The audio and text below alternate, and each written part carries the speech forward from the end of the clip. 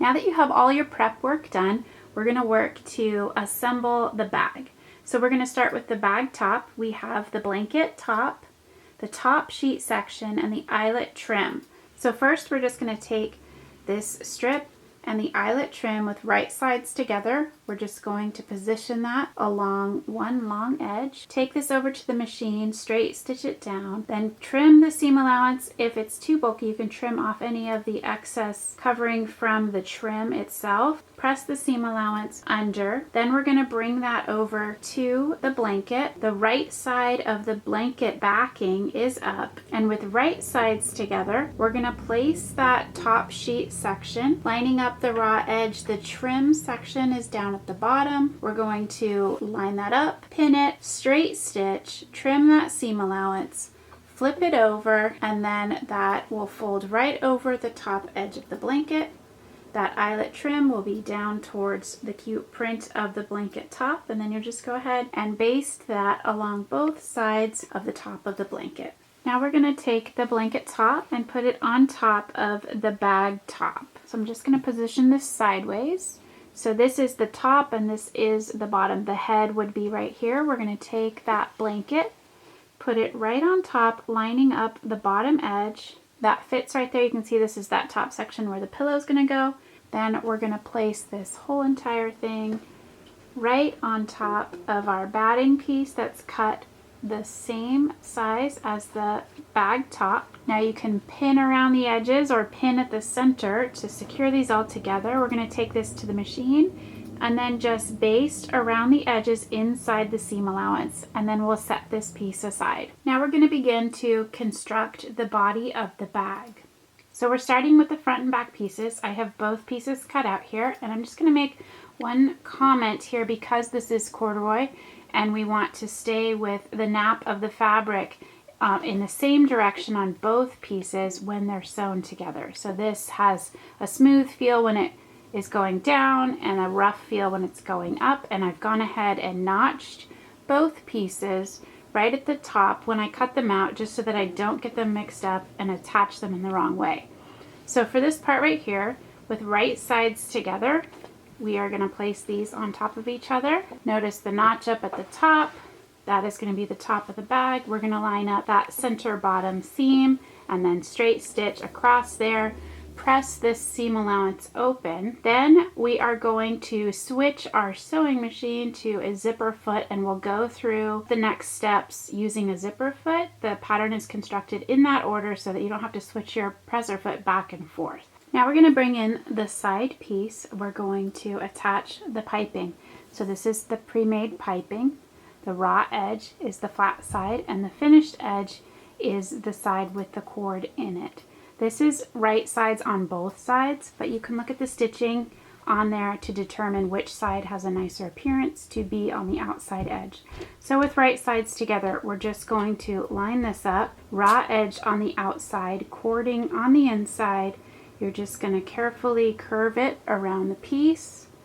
You can pin it or use that double-sided quilter's tape to hold it. You can also hold it while you sew and just position it as you're sewing, but you're going to use your zipper foot and just baste it down. When we attach this to the second piece, we're going to come in and stitch it as close to the cording as possible. So for this first part, you don't have to come in all the way, but you want to get close to that cording with your stitching. Then you're going to want to go ahead and repeat that for the second side piece. Now you're going to bring back in your front and back piece, and you have the one side piece. They're both right sides up here. This is that center seam at the bottom of the bag. So you're going to line this up with the center bottom of this curve. We have it upside down. So with right sides together, you're going to pin this down and then carefully curve this around so that this straight edge is lined up here with this whole entire curve of this side piece. If you need to clip into the seam allowance, less than 1/4 inch in, but if you clip into the seam allowance, it might help it to curve a little bit smoother if you have trouble. This fabric's pretty lightweight, so I don't need to clip in to do it on this side piece. Then you're going to take this over to the machine, and you'll notice this stitching line we can see on this side. So if we use this as our guide and stitch right on top of it, or even just to the inside of it, we'll be sure that we're as close to the piping as we can be when we stitch through both layers together. Then you're going to want to repeat that for the opposite side of the bag, and then go ahead and just clip along that curved line so it turns right side out nice and smooth.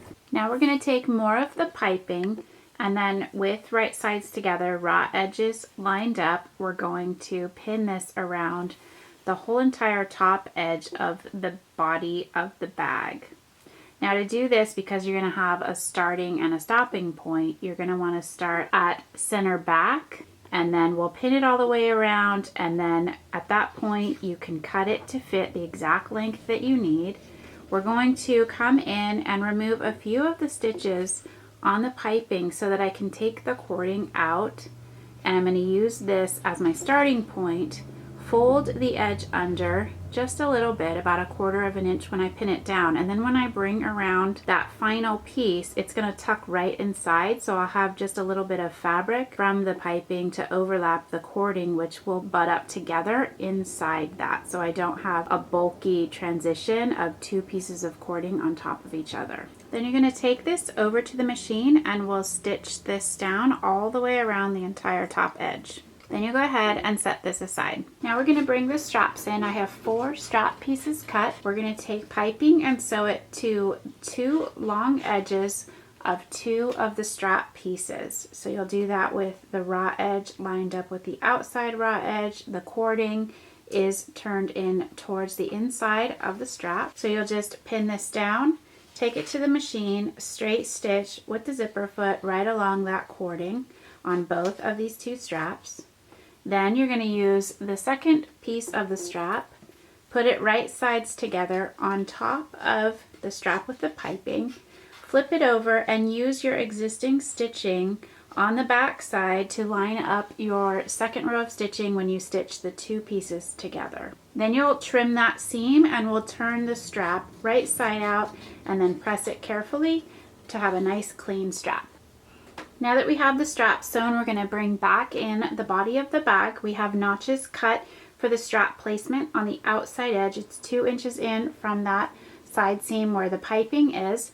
So we take the notch, we take 1 strap, right sides together. The side that looks better to you is the side that's going to show when the strap is pulled up. So what we're going to do is line up the strap, raw edges together, the notch is with the outside edge, and then we're just going to pin that one down. And then this strap is going to come around to the other side. It has a slight turn right here at the bottom so that the strap is all in the same direction when it's lifted up. And we're going to pin this one down on the notch on this side. Then we'll take this over to the machine, and you'll just stitch right across here, right along the edge of the piping. When the strap comes up, the piping is going to be visible all the way across underneath each strap seam. Then you're going to want to repeat that for the other strap on the opposite side of the bag. Now we're going to work on the zipper placket. So we have the 2 pieces for the body of the bag. In this demonstration, I'm going to do this with a long zipper. It's 59 inches, and I have a lot of extra length at the end, but it had the double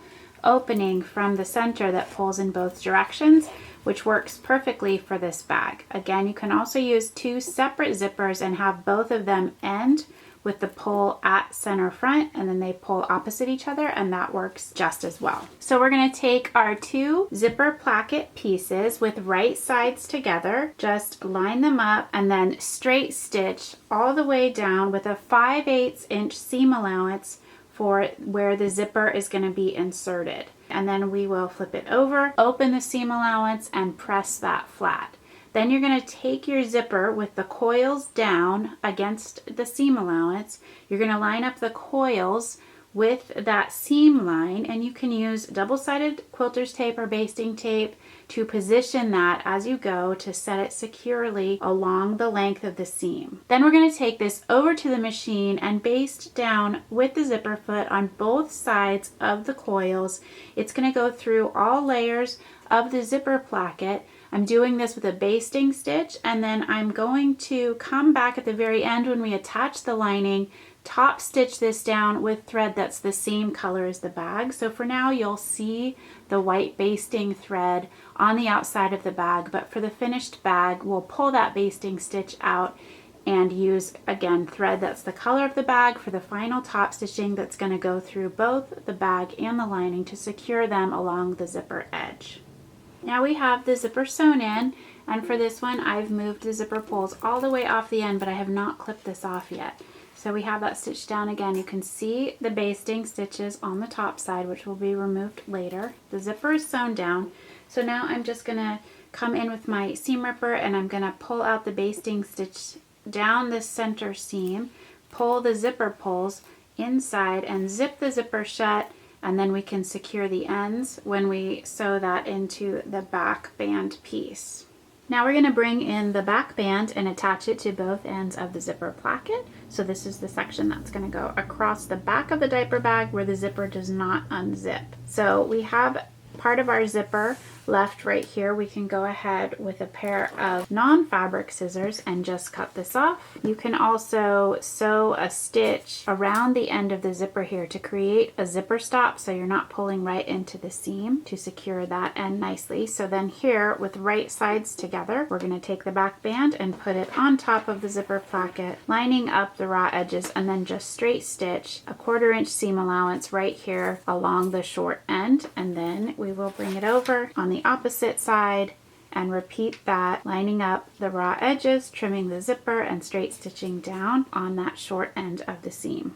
Now we're going to take our last piece of piping and we're going to sew it to the top edge of the zipper placket. So it's the same method that we've used before. We're going to start at center back. This up here is center front where I have the zipper pulls and my notches. So I'm going to go at center back, open this up a little bit just like we did before so we can overlap it. And then we're just going to go ahead and pin it down all the way around this top edge.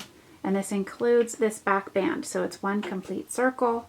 And then we're going to stitch it down to secure it to the zipper placket.